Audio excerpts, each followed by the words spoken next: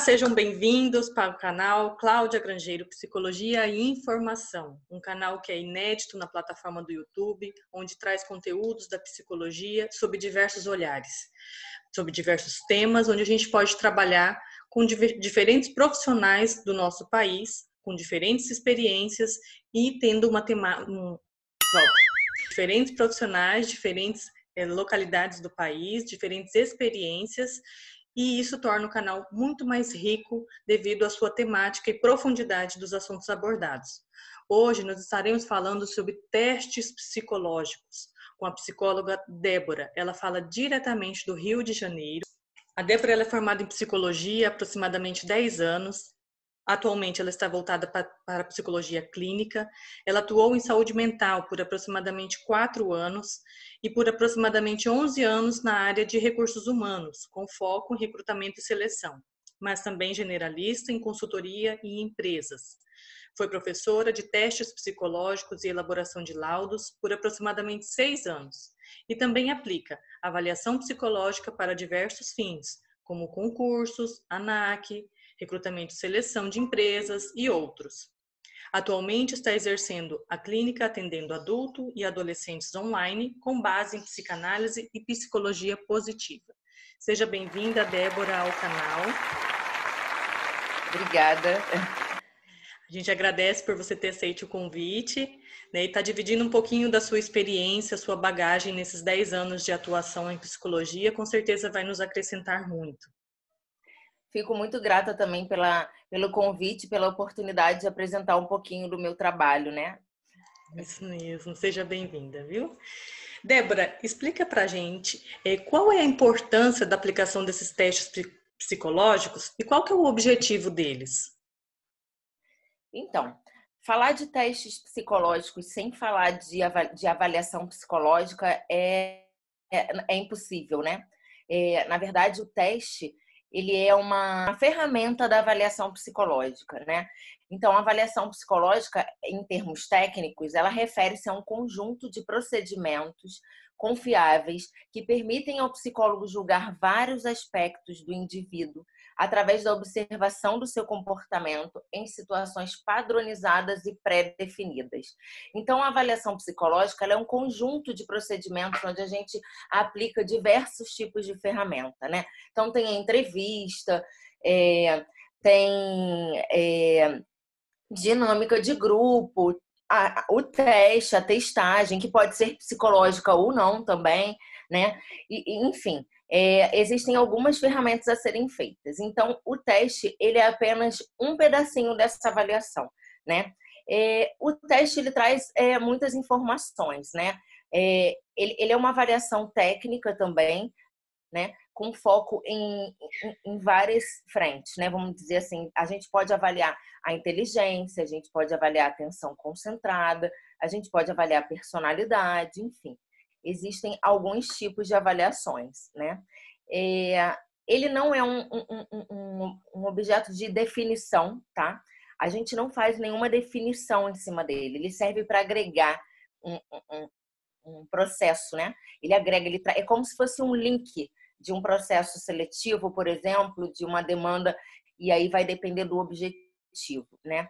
O objetivo dessa avaliação é buscar entender, a partir de técnicas específicas, as diferenças individuais no que diz respeito às suas capacidades, habilidades, características da personalidade, comportamentos ou algum possível interno ou externo de determinada pessoa, tá? Então, na verdade, a gente vai buscar algumas informações bem específicas, onde a gente tem validações em termos de estatística, né? Em termos de singularidade também, né? Essas estatísticas, elas diferenciam um sujeito do outro, né? A gente consegue, através da testagem, perceber quem tem mais ou menos determinada característica, né? Para poder diferenciar. Então, a gente vai perceber o que o sujeito tem de diferencial, o que ele pode desenvolver. Então, a gente pode trabalhar com teste em diversos contextos, né? Por exemplo, dentro das empresas. Dentro das empresas, a gente pode trabalhar com seleção de pessoal, a gente pode trabalhar com promoção, né? A gente pode trabalhar com planejamento de desenvolvimento individual, né? A gente pode, para poder desenvolver o candidato, criar um plano de ação para esse desenvolvimento. A gente pode aplicar o teste dentro de concurso, onde o sujeito é aprovado e ele precisa levantar alguns aspectos, né, dentro da área a ser exercida também, para a ANAC, para quem vai trabalhar como comissário de bordo e piloto. E aí, essas avaliações mais específicas, por exemplo, como ANAC, porte de arma, trânsito, né, para direção, isso tudo exige uma bateria específica de testes, né? Normalmente existe uma lei que regulamenta eles, né? E aí eles exigem determinados testes. Normalmente eles falam assim: precisamos que seja avaliado por testes expressivos, testes de inteligência, de memória, e aí a definição do teste, quem escolhe é o psicólogo, aquele que ele melhor entende, né? E aí é assim que funciona mais ou menos uma avaliação, né? Os testes eles têm esse objetivo, tá trazendo definições para poder agregar um contexto de acordo com a necessidade do objetivo que é a ser aplicado, né? É basicamente isso. Importante falar também, Débora, que os testes eles são montados, eles são criados com base científica, né? Então, a psicologia ela é uma ciência, então não são testes aleatórios, não são criados aleatoriamente, eles são baseados em ciência mesmo, né? Exatamente. Na verdade, os testes psicológicos, eles são testes específicos para psicólogos aplicarem, né? Além dos psicólogos terem essa especificidade, é importante que eles tenham conhecimento sobre a ferramenta, porque sem o conhecimento também não tem fidedignidade, não traz o resultado esperado, né, com assertividade. Outra coisa é importante também lembrar que a gente tem um tempo de guarda desses documentos, assim como a clínica, a gente precisa guardar esses documentos, de sigilo, né? Quando a gente faz uma elaboração de laudo, é importante que a gente faça com clareza, é importante que a gente traga uma fala como se estivesse traduzindo para o leigo que está fazendo a leitura, né? Evitar escrever um laudo em termos muito técnicos, né? É importante a gente trazer clareza, trazer objetividade para que não fique, que não traga dualidade de entendimento em relação à resposta, né, do teste em si, né? Porque é importante lembrar que quando a gente faz um laudo também, a gente não faz um laudo falando só do avaliado, a gente fala da gente também. Então, é importante ter um grande cuidado, porque o psicólogo ele é chamado muitas das vezes em situações jurídicas, né? Quando acontece alguma coisa, nós somos uns dos primeiros a serem chamados para poder trazer algumas clarezas, né? Algumas explicações referentes a determinadas situações, né? E aí, enfim. Então, o contexto da avaliação psicológica, como eu falei, ele não só abrange empresa, mas ele abrange também a clínica, onde a gente pode fazer psicodiagnóstico, neuroavaliação, procedimentos cirúrgicos para quem quer fazer cirurgia bariátrica, vasectomia, laqueadura, né? Hoje a questão da transexualidade também está sendo utilizada a avaliação psicológica para poder liberar, né, a cirurgia, para porte de arma, para concursos, enfim, tem uma gama de áreas que podem ser utilizadas a testagem, né? E é muito importante falar assim da importância do psicólogo em meio a esse contexto, né? O psicólogo ele precisa ter o conhecimento, o entendimento. É uma avaliação de muito cuidado, de muita minúcia, né? A gente precisa ter muita delicadeza para fazer o processo, para falar do outro, né? Às vezes a gente percebe algumas coisas no teste que a gente precisa repetir o teste para poder definir, né, a situação. Mas, como eu falei, não é um resultado de definição de algo. Na verdade, ele agrega, né? A gente precisa ter outras informações para somar, para poder trazer para a gente a decisão de determinada situação, né? E assim, voltando um pouquinho para o momento que a gente está, né? Muitas pessoas têm me perguntado como é que tem sido a questão da avaliação psicológica dentro do contexto online, né, digital, né? E assim, a gente está indo para esse lado, né? Eu acho que o mundo todo foi obrigado, de uma certa forma, a se inserir na tecnologia, né? Eu já fazia atendimento online antes, né? É, porque eu também fiz uma formação de coach, então acabei utilizando o online para fazer o atendimento de coach antes, então eu já tinha um pouquinho do conhecimento. E posso dizer que muita gente tem buscado mais ainda o online, e alguns pacientes que eram presenciais desistiram de serem atendidos, né, no presencial, porque facilita, otimiza tempo, ajuda um pouco com a questão da resistência. Alguns momentos a gente tem resistência, não está a fim de ir para terapia, e assim, a gente estando no online ajuda um pouco também, eu tenho percebido muito isso, né? Mas com relação à avaliação psicológica, a testagem também pode ser feita, tá? Hoje a gente tem a facilidade de ter uma assinatura digital, onde a gente pode assinar o laudo de forma digital. Existem os testes que podem ser aplicados online, né? E aí a gente pode estar fazendo a avaliação toda, né? A gente aplica uma anamnese, uma entrevista, alguns protocolos, e aí vai depender do que você vai avaliar para levantar essa dinâmica, né, de avaliação, né, essa dinâmica toda. E aí tem sido bem legal. Então a gente pode trabalhar eu acho que isso traz um pouco de liberdade para o profissional, porque eu posso trabalhar de qualquer lugar do mundo, né? Posso avaliar qualquer pessoa de qualquer lugar do mundo. Algumas avaliações ainda estão mais restritas, né, por conta da singularidade. Eu não sei ainda, sinceramente, eu não trabalho com porte de arma, porque eu preciso estar, para você trabalhar com porte de arma, é preciso estar cadastrado na Polícia Federal. E aí eu não sei dizer se a avaliação do porte de arma pode ser feita online, né, mas acredito que já estejam caminhando para isso também, né? Então é isso. Eu queria falar um pouquinho também, Cláudia, sobre a escolha dos testes dentro da avaliação psicológica. Muitas pessoas me perguntam como é que eu faço a escolha do teste, né? Então, a escolha do teste, ela é muito baseada no objetivo da avaliação, né?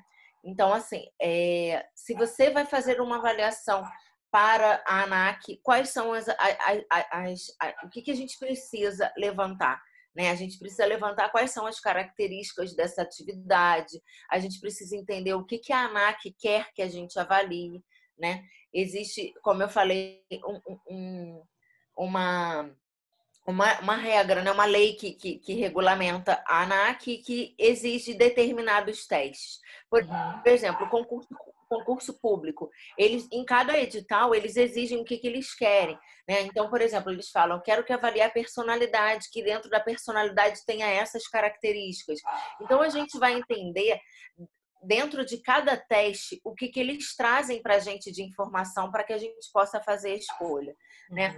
E aí, assim, a escolha é muito baseada nisso. A gente tem que buscar entender qual é a necessidade para poder escolher o teste e conhecer também consecutivamente como que funciona cada teste para que a gente possa associar essas informações, né? Agora, uma coisa muito importante que eu acho que é válido aqui eu enfatizar, inclusive, é que antes de qualquer aplicação é importante a gente entrar no site do SATEPS, tá? É um site que diz quais são os testes que estão validados ainda para a utilização do psicólogo e quais que não estão mais validados, que a gente não pode mais utilizar, né? Lembrando que toda avaliação ela deve ser feita em cima de material original, não pode ser utilizado em cima de xerox, né? A gente precisa utilizar o material original, tem que ter o manual para você orientar, tem que estar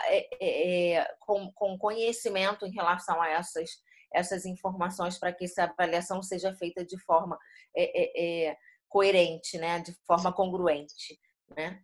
Então, é basicamente isso.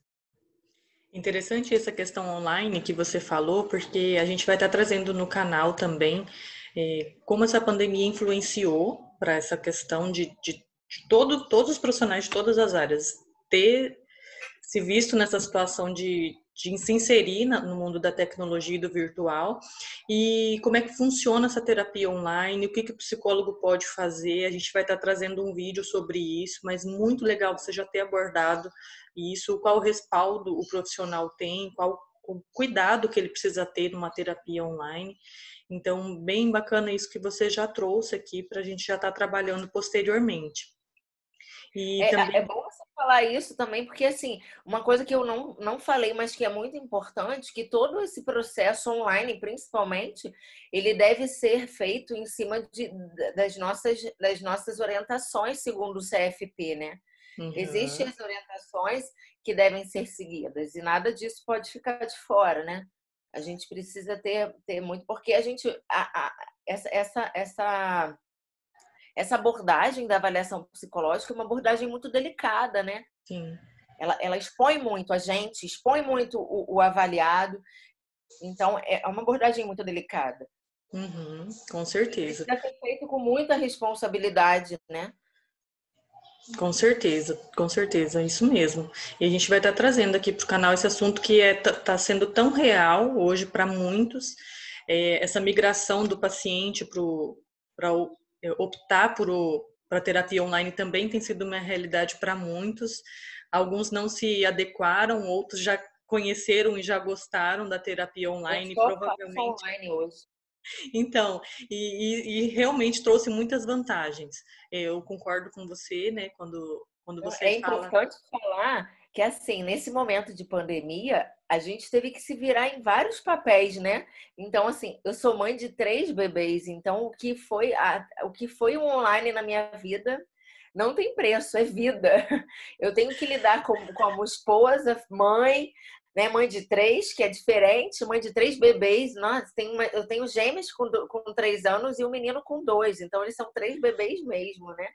E, além de tudo, eu ainda tenho as minhas atividades, que não são poucas. Eu sou uma pessoa multipotencial, eu atuo em diversas frentes, né? Eu tenho algumas formações, acho que eu coloquei isso um pouquinho na minha experiência lá, né?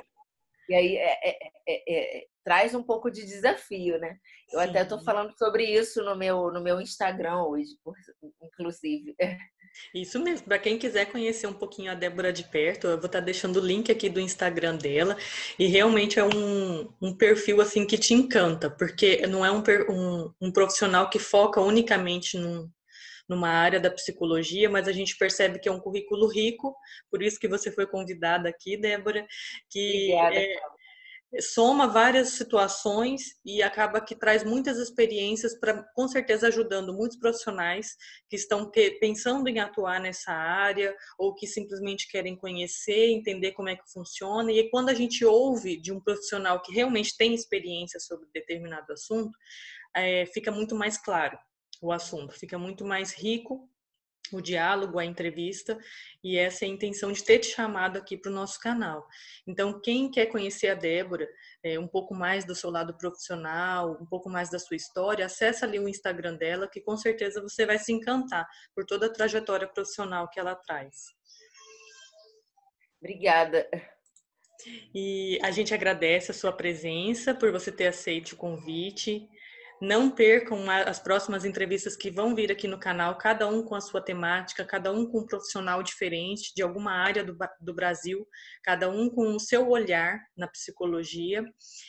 Se vocês quiserem opinar sobre algum tema, Cláudia, eu quero que você trabalhe sobre determinado assunto, a gente vai correr atrás para estar trazendo para vocês, porque a intenção é de estar trazendo para vocês uma visão completa e generalista da psicologia, cada um com a sua área de abrangência. Se inscrevem aqui no canal, compartilhem esse vídeo, que com certeza vai vir muitas entrevistas também muito interessantes e ricas aqui para o seu aprendizado e para a sua formação como profissional. Débora, obrigada. Obrigada, foi bom. Foi ótimo. No final, agora, eu achei que a gente estava conversando e eu conversei, você percebeu, né? Mas acho que ficou ótimo.